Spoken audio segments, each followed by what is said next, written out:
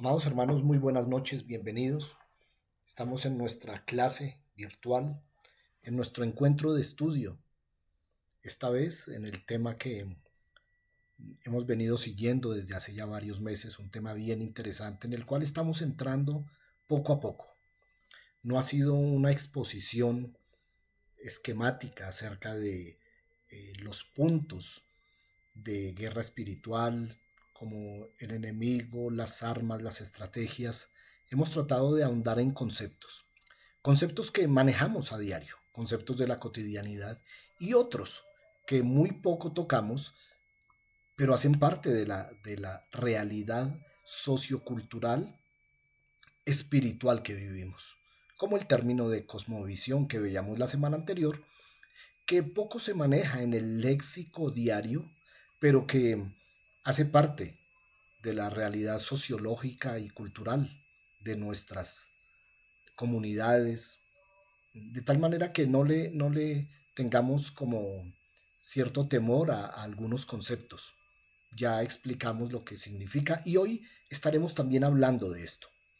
¿Por qué tan importante esto en medio de la guerra espiritual?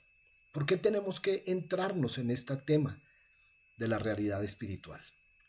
Porque en la medida en que conozcamos bien todo lo que tenga que ver con esta guerra que adelantamos, porque es una guerra contra Satanás y sus huestes de maldad, pero que se libra aquí en este mundo en que vivimos.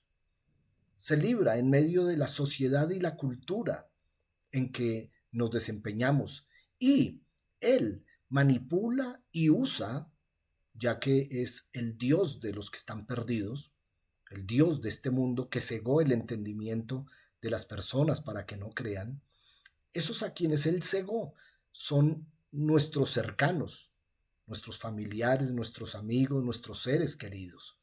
La guerra es contra Él para ganar esas almas, pero esas almas están inmersas en conceptos sociales, culturales, religiosos. Entonces, en la medida en que conozcamos más, vamos a tener más herramientas, más armas, más estrategias.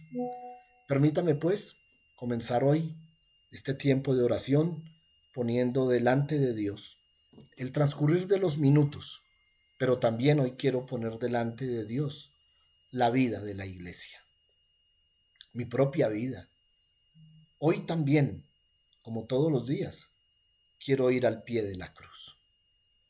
Hoy quiero postrarme nuevamente para decirle al Señor y Dios que definitivamente hemos pecado contra Él, hemos ofendido su santidad y podremos defendernos y buscar excusas, pero pecado es pecado. Esa es una realidad. Quebrantar la ley de Dios, los mandamientos, preceptos, estatutos, ir en contra del corazón de Dios es pecado y yo quiero confesarlo hoy y quiero que haya paz en la medida en que usted entra en la clase y empieza a involucrarse en lo que el Espíritu quiere hablar, que tenga la libertad. Amado Señor y Dios, Padre del cielo, he aquí, Señor, nos presentamos delante de ti como hijos tuyos, como miembros de un cuerpo santo, el cuerpo de Cristo, como redimidos, justificados, santificados. No obstante, estamos vestidos de una carne corruptible, estamos revestidos de imperfección. Hoy, Señor, yo traigo mi pecado al pie de la cruz. Hoy te pido perdón por el pecado de mi vida, de mi casa, de la iglesia, y clamo una vez más que tu sangre preciosa lave nuestras conciencias, lave nuestros vestidos, lave nuestras manos manchadas. Padre, te necesitamos y hay un anhelo ferviente en nuestras vidas de caminar la senda que tú has trazado, un camino al que tú has llamado camino de santidad. Hoy, Señor, en la medida en que vamos sacando a la luz este tema tan importante, sobre todo para nosotros, la Iglesia. Necesitamos ser entendidos en esto. Hoy, al hacerlo, Padre de bondad y gloria, te ruego que por el Espíritu Santo te muevas, trayendo la revelación por tu palabra, y que todos nosotros seamos conmovidos, seamos exhortados, pero también convencidos acerca de la realidad espiritual que vivimos. Padre de bondad, muchas gracias. Yo pongo delante de ti las familias que hoy están frente a sus pantallas recibiendo esta enseñanza. Es como lo dijo Pablo a Timoteo en la segunda carta en el 3:16. Toda la palabra es inspirada por Dios y es útil para esto que la traemos hoy. Enseñar, corregir, instruir, redarguir, a fin que todos estemos preparados para toda buena obra. Gracias, amado Señor. Gracias, Espíritu Santo. Gracias, Padre de bondad y gloria. Aleluya. Amén. Gloria a ti, Señor. Bueno, mis hermanos, estamos aquí y vemos nuestra presentación al guerrero que tiene las armas, tiene el yelmo de la salvación, tiene el escudo de la fe, tiene la coraza de justicia, y allí están los dardos de fuego del maligno. ¿Qué pretenden hacer esos dardos? Bueno, Pablo nos lo dice en Efesios capítulo 6. Déjeme comenzar hoy con la lectura posterior del grabado. Desde la caída en el pecado, Génesis 3, del 1 al 19, el diablo se ha opuesto al cumplimiento del propósito de Dios por parte de la humanidad. Esa oposición es a la que nosotros le hacemos guerra, porque nosotros velamos por el cumplimiento del propósito de Dios en los hombres, en la iglesia y en este mundo. Porque la obra de la cruz, y qué claro está en la palabra cuando dice que Él no quiere que nadie se arrepienta, sino que todos procedan al arrepentimiento. Es decir, la obra de la cruz tiene un alcance universal. Dios, cuando envía a su Hijo, dice que amó tanto al mundo. Así es que mientras Satanás, a través de la caída, y desde ese día hasta el día de hoy, ha opuesto a través de sus estrategias, sus armas y sus cómplices, se ha opuesto al propósito de Dios, a la bendición que Dios ha establecido para la raza humana, que está allí, un capítulo antes. Fructificad, multiplicaos, llenad la tierra, bendecidla, gobernadla, juzgadla. Esa es la bendición de Dios. Y todo lo contrario es lo que ha querido Satanás. Esta es la razón de la guerra espiritual. Por eso estamos leyendo esta porción para identificarnos con el tema de estudio. Bueno, adelante mis hermanos. Entonces, vamos a recordar algunos conceptos. La guerra espiritual es una confrontación espiritual entre el reino de Dios y el pseudo reino. Cuando hablo de pseudo reino, es la copia del reino de Dios. Recuerden que Satanás no se ha inventado nada. Él ha tomado todo lo santo, todo lo divino, todo lo puro y ha tratado de copiarla. Él trató de ser igual a Dios y copió un trono para sentarse igual al de Dios. Y quiso recibir adoración como lo hizo Dios. Y quiso establecer un reino como el reino de Dios. Pero, obviamente, la santidad de Dios no podía estar de acuerdo con la rebeldía de Satanás, con la contumacia, y entonces lo expulsa. Y allí comienza, en los mismos cielos comienza esta guerra y luego se hace evidente con la creación del hombre y la caída del hombre. Y hablábamos que la guerra espiritual está presente en toda la Biblia, en los 66 libros de la Biblia. Quizá en algunos no hable de la guerra, pero es que recuerde, hay una coherencia perfecta entre todos los libros de la Biblia. Así es que allí la vemos, desde Génesis hasta Apocalipsis, donde concluye.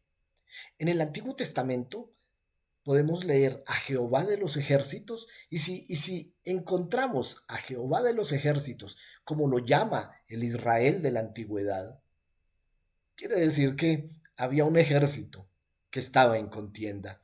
Y este ejército de Jehová velaba, acompañaba y apoyaba en sus confrontaciones a el ejército de Israel desde los tiempos de Josué en la salida del Éxodo, cuando empezó a tener guerras contra Amalek, las confrontaciones contra Moab, contra Amón, contra los cananeos, contra los filisteos.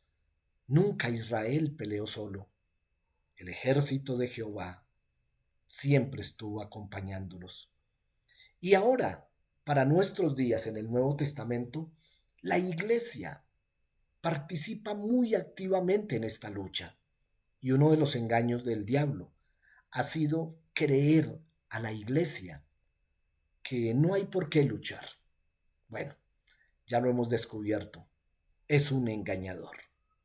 Finalmente, ya sabemos que los campos de batalla son la mente del cristiano, a lo cual le dedicamos un buen tiempo, los pensamientos, las fortalezas que se levantan, fortalezas que son levantadas a través de ideas, pensamientos, conceptos, pero también la iglesia es un campo de batalla. Y créanme, amados, cuando tenemos reuniones de pastores, hablamos entre nosotros y me cuentan los hermanos, oye, en la iglesia está pasando esto, se levantó esto, hay este pecado, hay división, hay una y otra cosa. Y yo les digo, pues es que estamos en guerra y la guerra es en la iglesia. ¿Qué gana Satanás yendo a buscar batalla en el mundo cuando él tiene ganado allá? También en los lugares celestiales, allá en donde usted y yo estamos sentados espiritualmente al lado de nuestro Señor. Y el mundo en que vivimos, esa en donde sostenemos nuestra lucha diaria. Volvemos al punto anterior, la semana pasada. Yo espero que cada uno de ustedes haya meditado acerca de esta palabrita, de esta palabra de cosmovisión, que lo único que trata es como de explicar la manera como las personas ven al mundo. Déjenme se lo leo nuevamente lentamente y léalo usted conmigo. Y vaya entendiendo, no como una lectura de un documento ajeno a su realidad espiritual. No, mírelo como que esta es una realidad en su vida. Es decir, usted es mi hermano. Usted en este momento quiero decirle, usted vive bajo una cosmovisión bíblica. Es decir, ve el mundo a través de los ojos de Dios, porque la Biblia expresa la visión de Dios, expresa la voluntad de Dios. Y usted y yo, que hemos nacido de nuevo, que estamos en Cristo, que hemos sido sellados con el Espíritu Santo, que hemos sido bautizados por el Espíritu Santo, y este concepto yo sé que usted lo entiende porque estuvo en la reunión del domingo, y el domingo sí que tuvimos claridad en esto. Pues bien, nosotros los espirituales nos movemos en una cosmovisión bíblica. ¿Qué hace una cosmovisión? Toma los aspectos de la vida de una persona y le hace desde adentro ver el mundo que está afuera. Y entonces, nuestra cosmovisión no solamente apunta hacia lo espiritual, no, tenemos una cosmovisión política. ¿De dónde vino? Pues de tendencias, de ancestros. Mis padres, mi abuelo, ellos eran de política conservadora y yo de niño, pues era afín a esos pensamientos conservadores. Entonces ya estaba adquiriendo una cosmovisión conservadora en lo político, en lo cultural. Bueno, cada uno, de acuerdo a lo que ha recibido de la cultura de este mundo, a sus estudios, a todo lo que tiene que ver con ese aspecto, usted se hace a una idea de ver el mundo con respecto a eso. Pero también, amados, tenemos una cosmovisión espiritual. Y entonces hablábamos la semana anterior de una cosmovisión teísta, es decir, los que creemos en Dios, y una cosmovisión atea o agnóstica, que no creen en eso, en donde prima el materialismo, el humanismo, los ecosistemas, es decir, lo que materialmente rodea a las personas. Bueno, también eh, tenemos una cosmovisión social. ¿Cómo vemos desde adentro, desde nuestro corazón, a través de nuestros ojos, cómo vemos la sociedad en la que vivimos? Una sociedad injusta, una sociedad explotada, una sociedad marginada. Bueno, sume todos esos aspectos del mundo en que vivimos. Bueno, nosotros, de la Bogotá en que vivimos, de la Colombia en que vivimos, y tendremos una cosmovisión del mundo que nos rodea. ¿Por qué tocamos este punto? Yo se los expliqué. Porque el propósito de la iglesia no solamente es ganar almas para Cristo. Es decir, amados, no es el interés del pastorado de la iglesia, no es mi interés personal, que haya una base de datos en donde hay 10,000 miembros. No, no, no, no, no. No se trata de eso. El propósito es que cada uno de los que caminan con Cristo lleguen a vivir de acuerdo a una cosmovisión bíblica. Es decir, que la Biblia, es decir, la voluntad de Dios, el corazón de Dios que ahora se ha interiorizado en ustedes por la lectura, por la acción del Espíritu Santo, por las predicaciones, por toda su vida cristiana, ahora le da una manera de ver las cosas. Y más adelante, en la siguiente diapositiva, veremos los aspectos específicos de la cosmovisión cristiana bíblica. Pues bien, continúo leyendo. Una cosmovisión es una imagen o figura general de la existencia, de la realidad o el mundo que una... Discúlpeme, amados, estas gripas de estos días, de hecho, la garganta como que me molesta un poco, voy a procurar hablar hasta donde pueda. Continúo.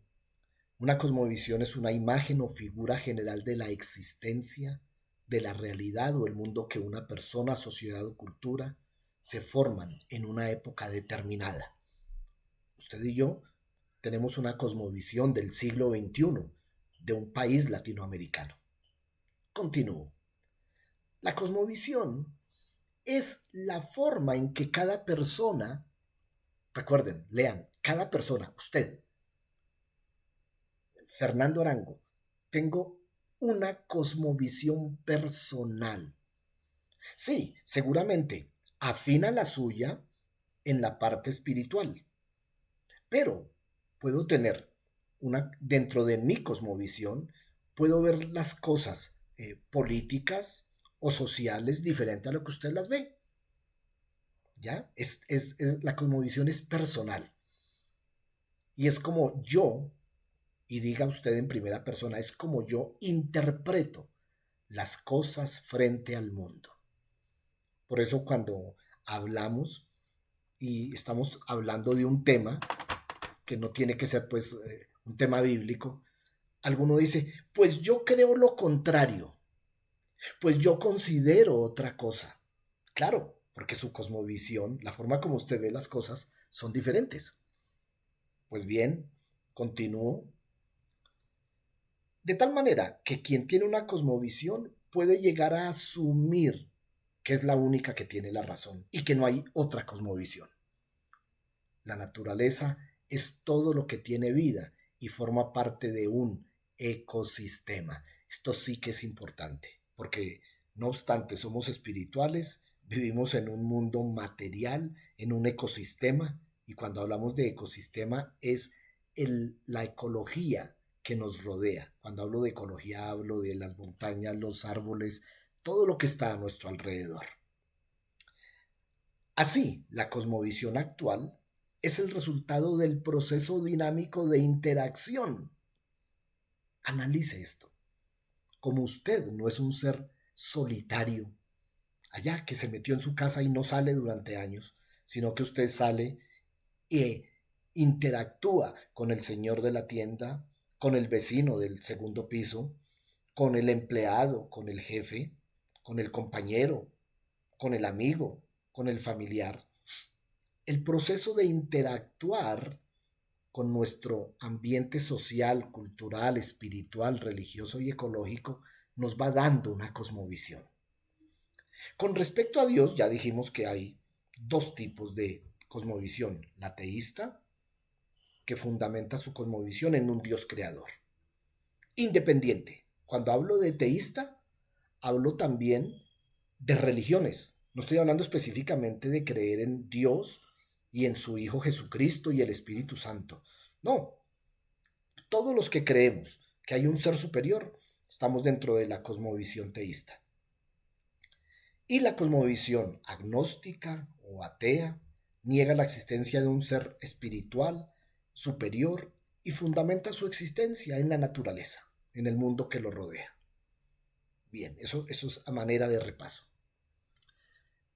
Aquí quedamos la semana anterior, hablando de la cosmovisión bíblica, la suya y la mía. Y aquí viene una reflexión, amados. Estamos hablando de guerra espiritual. Necesitamos empaparnos bien de este asunto, porque cuando vayamos a luchar esas batallas que luchamos a diario, si tenemos clara nuestra cosmovisión, vamos a tener una victoria asegurada. Miren, amados, ustedes no se imaginan cuántos cristianos han llegado a afrontar sus luchas espirituales y terminan en una confusión porque no se prepararon, porque no indagaron, porque no recibieron todo esto que el Señor ahora nos está dando. Y decimos que la cosmovisión bíblica es la que interpreta el mundo a través de la revelación de Dios al hombre, por medio de la creación y la palabra inspirada. Por ejemplo, amados, les voy a dar el ejemplo más claro. El amor. Pregúntele a 100 personas, ¿qué piensa usted del amor? Y todos los que tenemos una cosmovisión bíblica, ¿qué vamos a hablar del amor? Pues vamos a hablar del amor de Dios, del amor perfecto del Dios, del que, recuerda que lo hablamos este domingo en la clase, el amor de 1 Corintios 13, el amor que nos enseña que de tal manera amó Dios al mundo que se desprendió del todo. El amor del que dice la Biblia que el que ama está dispuesto a dar la vida por otros. Si le pregunta a los cristianos y tienen clara su cosmovisión bíblica, van a definir el amor en esos términos, en el amor de Dios que ahora mora en nuestros corazones. Y si tenemos el Espíritu Santo y la mente de Cristo, pues vamos a amar con el mismo amor e intensidad del Padre, con el mismo amor que amó a este mundo. Pero si preguntamos del amor a gente que no conoce a Dios, así sean muy buenas personas, ¿no? Porque asumimos pues que hay gente muy buena, pero no le hace falta sino ser cristiana, entonces no tiene nada. Si hablamos del amor de esas personas, vamos a ver que va a ser un amor materialista, un amor que manipula, un amor que no hace nada gratuito, un amor que tiende al eros, del que hablábamos también este domingo, que es un amor pasional. Es decir, dése cuenta que cada uno puede tener una explicación diferente porque tiene una cosmovisión diferente. Los que tenemos una cosmovisión bíblica vemos las cosas como las ve Dios. ¿Qué dice Dios acerca del dinero? He aquí, raíz de todos los males es el amor por el dinero. Y entonces, cuando nos vemos enfrentados a un negocio en el que hay que hacer algo turbio para ganar mucho dinero, inmediatamente recordamos que vemos ver el dinero a través de los ojos de Dios, inmediatamente nos negamos. Nada torcido, nada injusto, nada que tenga que ver con robo, con cosas ilegales, porque no amamos el dinero. Sabemos que amar el dinero nos va a traer muchos problemas porque es la raíz de todos los problemas. El tiempo. ¿Cómo ve Dios el tiempo? ¿Cómo la Biblia nos habla del tiempo?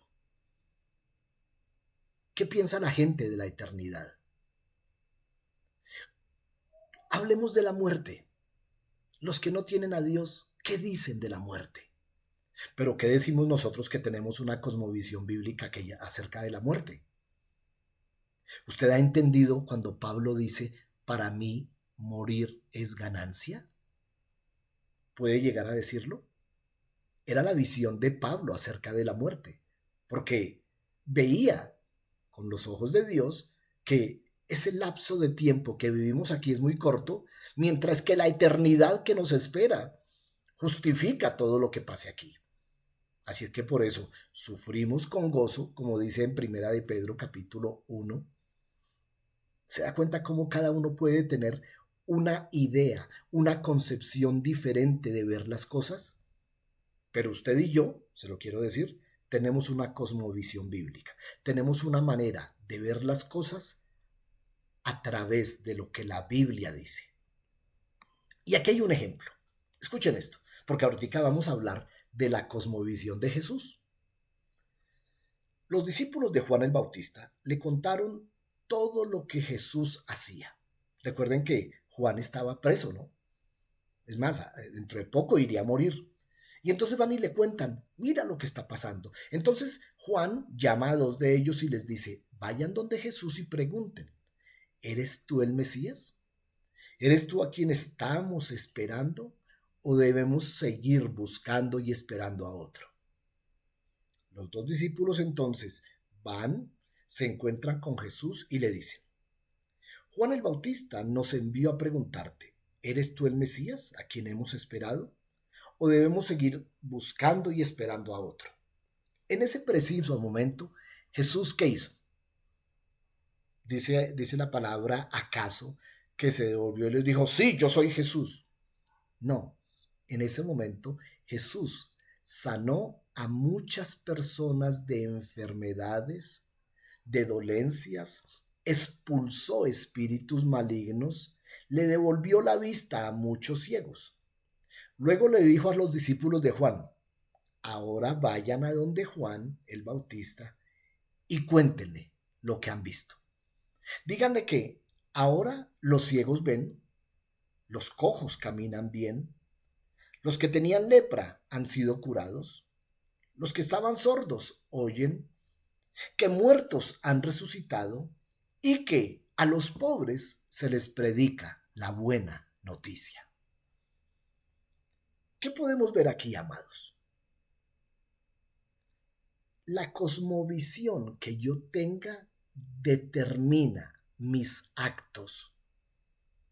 Jesús no tenía que ponerse a decir, no, mire, es que dígale que sí, que yo soy Jesús, que he venido a traer redención, salvación, vida eterna. No. Los que vemos las cosas como Dios, pues hacemos las cosas como Dios. Jesús en su poder dijo, no, yo sé a qué he venido.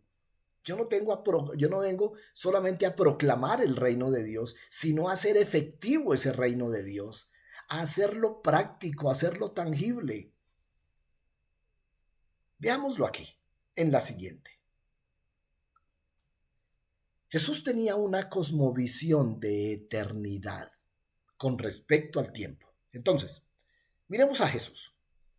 Jesús viene del cielo, es 100% divino, pero está vestido 100% de humanidad, nace del vientre de una mujer, pero tiene la visión de Dios. La manera como Dios ve al mundo es como Jesús la ve. Y entonces, si le preguntan a Jesús con respecto al tiempo, ¿qué decía Jesús? El tiempo es eterno, no tiene principio ni fin. Por eso, y creo que alguna vez lo he predicado, Jesús aparentemente muchas veces le cogió el sueño o llegó tarde a algunas cosas. Claro, porque lo estamos calificando desde la cosmovisión con respecto al tiempo, mirando el cronos. Jesús no. Cuando le dicen, tu amigo Lázaro está muy enfermo, él no dice, uy, vámonos rápido porque de pronto se muere. No, él sabe que así esté muerto, el tiempo está sujeto a él. Cuando están en una barca, Jesús se queda dormido y hay un viento y empieza la barca a moverse y hay peligro de naufragio. Y uno de los discípulos le dice, Señor, ¿no te afana? ¿Qué tal que nos hundamos? Y él llega y se levanta y ordena al viento que se calme. ¿Por qué? Porque mientras los otros estaban viendo una situación que estaba por encima de sus posibilidades humanas, Jesús las veía desde la cosmovisión del que tiene todo el poder. Con respecto a la vida, tiene una cosmovisión de plenitud, es decir, de alcanzarlo todo. Con respecto a la moralidad, a la ética, tiene una cosmovisión de santidad. Hablo de Jesús. Con respecto a las relaciones, tiene la cosmovisión del amor de Dios. En resumen, lo que Jesús tenía era la cosmovisión del reino de Dios. Cuando empezó a predicar, dijo, el reino de los cielos se ha acercado. Pero el reino de los cielos tiene su propia cosmovisión, la que acabamos de ver. El hecho que el reino de Dios esté entre los hombres no se adapta a la cosmovisión social, cultural o humana. Entonces lo que hace el Señor es traer la cosmovisión del cielo y ponerla en medio de los hombres y ofrecerle a los hombres, vengan, dejen la forma de ver el mundo a la manera del mundo y pasen a ver el mundo con la visión de Dios. Entonces, Jesús viene a irrumpir en medio de una cosmovisión imperial romana. Era una cosmovisión. Como imperios eran los dueños del mundo, entonces ellos veían que todos eran pequeñitos y se sujetaban a ellos. Pagana, porque era su trasfondo religioso. Era injusta, porque finalmente estaba gobernada por hombres, por los césares, que la historia nos cuenta, que eran hombres terriblemente injustos y malvados. Era una cosmovisión idólatra, es decir, de postrarse delante de los dioses que ellos quisieran hacerlo. Era una cosmovisión materialista. Recuerden, el sueño de Roma era construir todo con los mejores materiales, ganar todo el oro a través de los impuestos a las provincias. Ese es el mundo y la cosmovisión que tiene el mundo cuando Jesús llega. Por eso la palabra de irrumpir es llegar y transformarlo todo, trastornarlo todo, confundirlo todo. Jesús llega y lo vemos en el Sermón del Monte de Mateo 5, 6 y 7, dando un discurso que suena absolutamente antisonante, es decir, como que no me cabe en los oídos que este que viene, que está en este mundo, sus pies están pisando el suelo del lado del monte donde estaban en Galilea, y sin embargo su corazón y su mente estaban en el cielo, porque entonces pregona la cosmovisión del reino de los cielos. Ama a tus enemigos. Recuerden todo lo que dice allí. Y la gente decía, ¿qué es lo que está hablando? Porque lo que suena era incongruente para los oyentes que vivían en ese medio imperial romano sociocultural, Y entonces, si comparaban las dos visiones, venga, no, ¿esto qué es? Esto no tiene sentido. Ahora, yo le pregunto, ¿a usted le ha pasado? Porque a mí me ha pasado.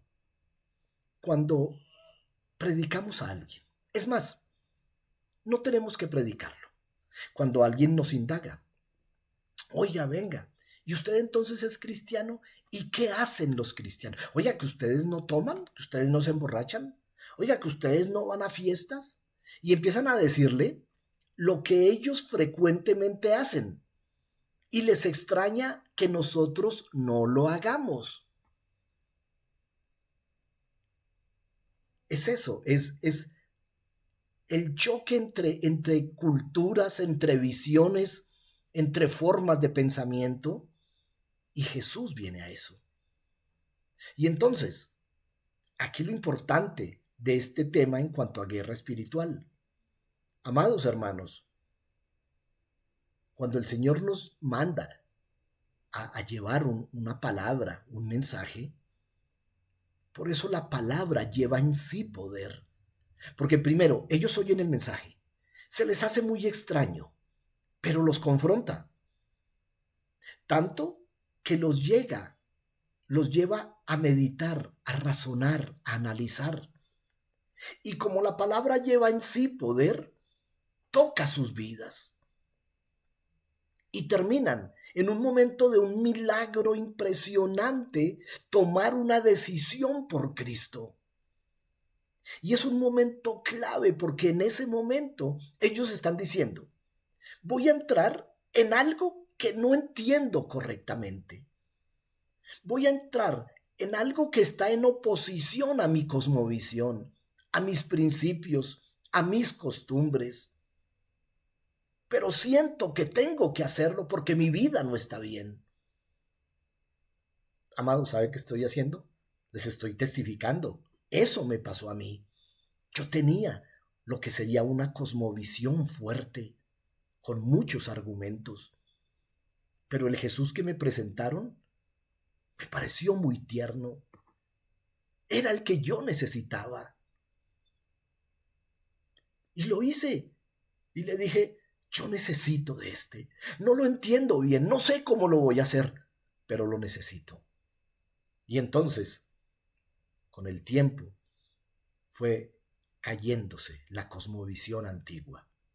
Le digo el nombre a ese fenómeno. Empecé a morir a mis ideales, a morir a mis patrones de vida, a morir a mis costumbres, a morir a mi cultura, para darle paso a la visión de Dios, a los patrones de Dios.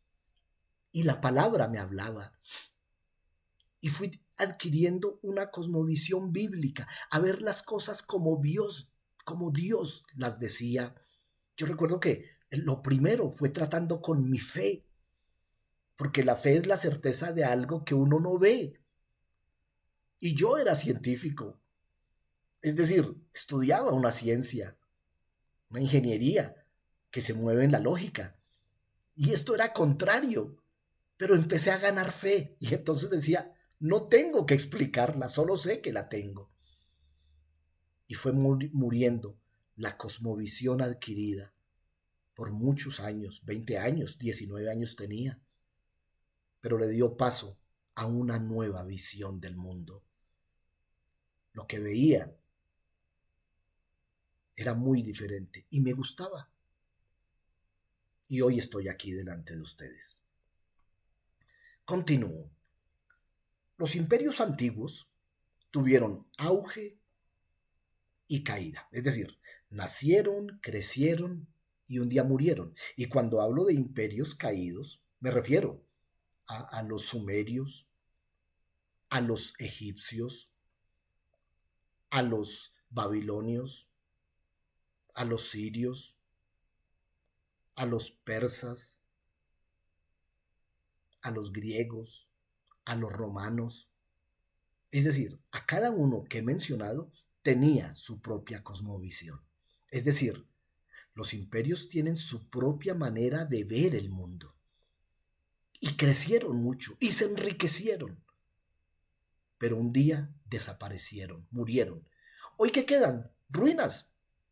Ustedes van a Roma y ven las ruinas. Ah, sí, aquí hubo un imperio. Van a Grecia, ven el Partenón, bueno, lo que queda del Partenón, y dicen, ah, sí, aquí hubo un gran templo. Y van a Egipto y ven las pirámides derruidas y gastadas, sí, aquí hubo un gran imperio. Pero hay algo curioso, que en medio de esos imperios había un pueblo de Dios. Porque Israel Israel llega en medio de un imperio egipcio. De hecho, estuvieron esclavizados en Egipto. Luego son conquistados por los asirios, por los persas, bueno, por los babilonios, los persas. Israel existía cuando estaba Alejandro Magno. Israel existía, Judá existía en medio del imperio romano.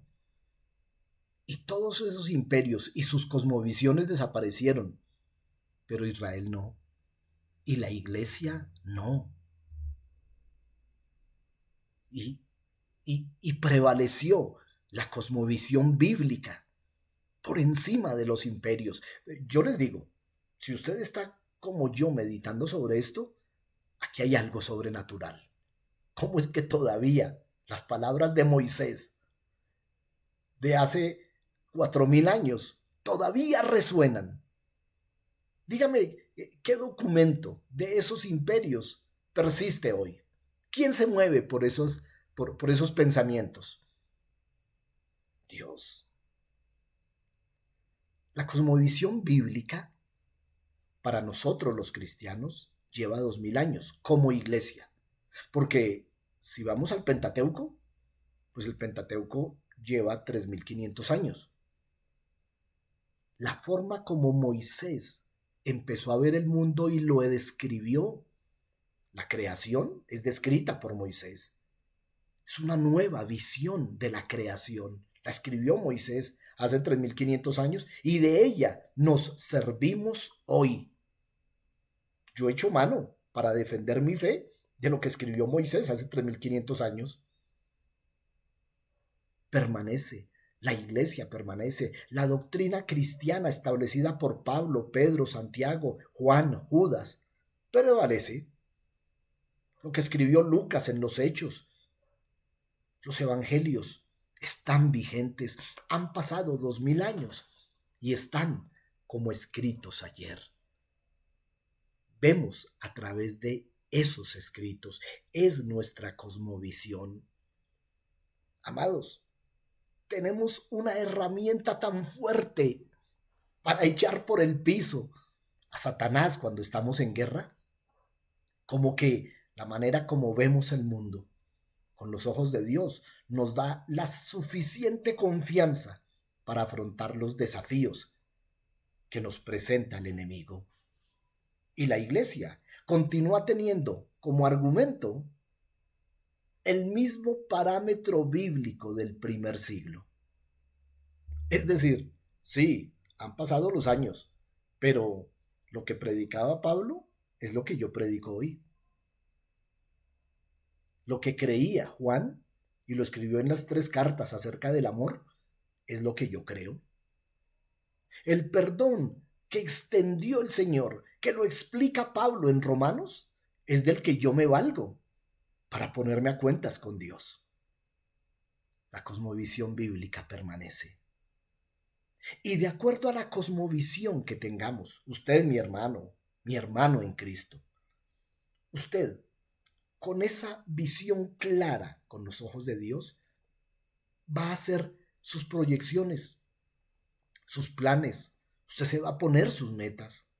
Sus valores éticos y morales tendrán como fundamento lo que la palabra diga. Sed santos porque yo soy santo.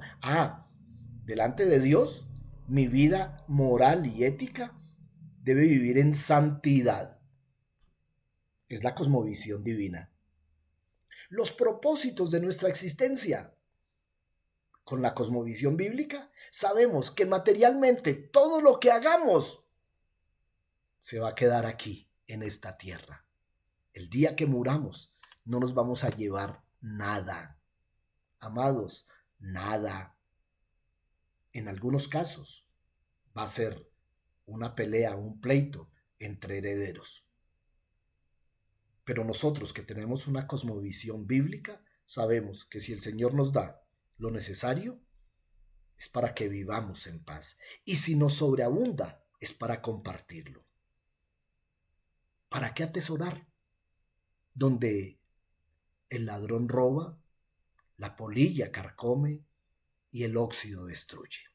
Más bien, hagamos tesoros en el cielo. Bueno, eso lo dice la cosmovisión bíblica. Eso también lo dice Jesús en el Sermón del Monte. Entonces, hoy quiero resumir, porque ya termino aquí, la parte de cosmovisión. Yo quiero que le haya quedado muy claro. Que entonces ahora que vamos a emprender esa lucha, ya sabemos quiénes somos. Si usted tiene clara que usted ve con los ojos de Dios, que usted piensa con la mente de Dios, que sus parámetros de vida son los de Dios, cuando usted se pare frente al enemigo, lo va a arrastrar. Con razón, Josué ganaba las batallas. Con razón, David enfrentaba a los gigantes.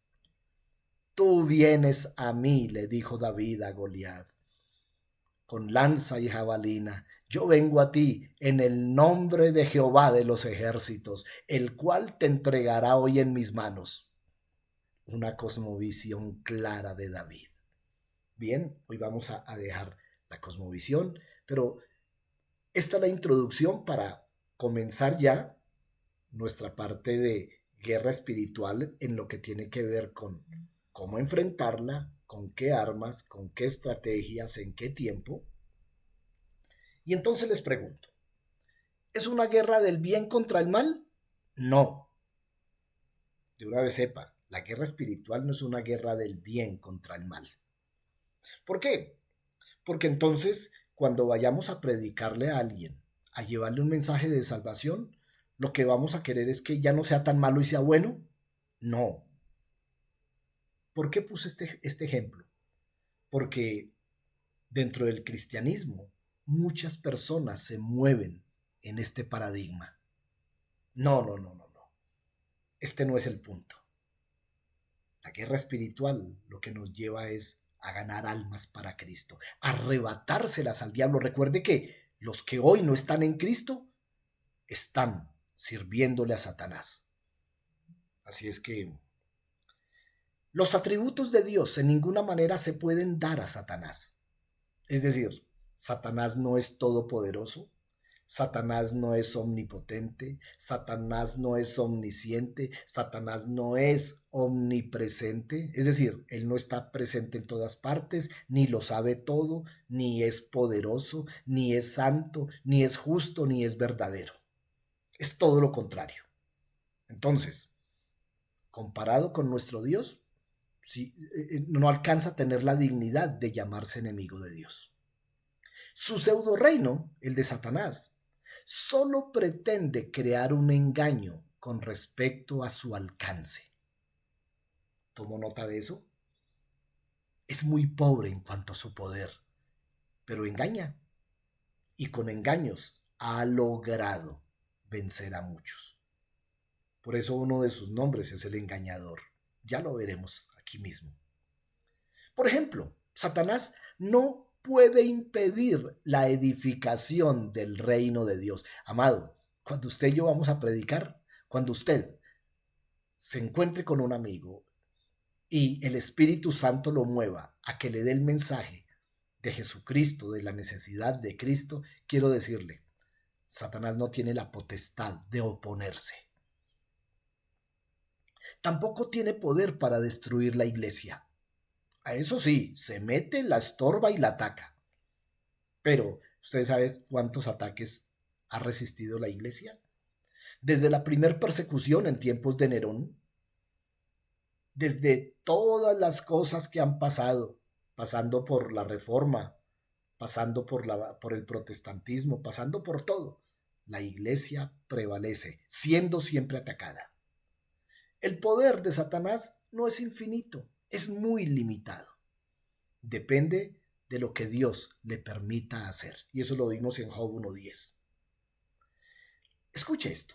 Los nombres que se dan al diablo en la Biblia determinan, desenmascaran la forma de atacar y el campo de acción en contra de los creyentes y del evangelio. Entonces, a Satanás lo conocemos como el tentador. Allá cuando salió a tentar a Jesús, como me tienta a mí, como los tienta a ustedes, él se llama tentador. Entonces, ¿a qué viene? A procurar hacernos caer porque él no puede empujarnos y tumbarnos. Entonces, a través de tentación, viene a hacerlo. Si quieres saber cómo funciona la tentación, le regalo Santiago capítulo 1. El otro nombre, el acusador, está en Apocalipsis 12:10. Cuando usted no va a la iglesia porque dice, no tengo cara para ir, yo estoy en pecado. Quiero decirle, el acusador le ha metido en su cabeza esa idea.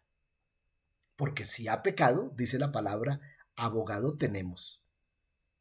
Entonces, cada uno de estos adjetivos lo que hacen es mostrarnos quién es él. El engañador, segunda de Juan 1:7. ¿Cómo fue que cayó Adán y Eva? A través de un engaño. El padre de mentira, el mentiroso, en Juan 8:44.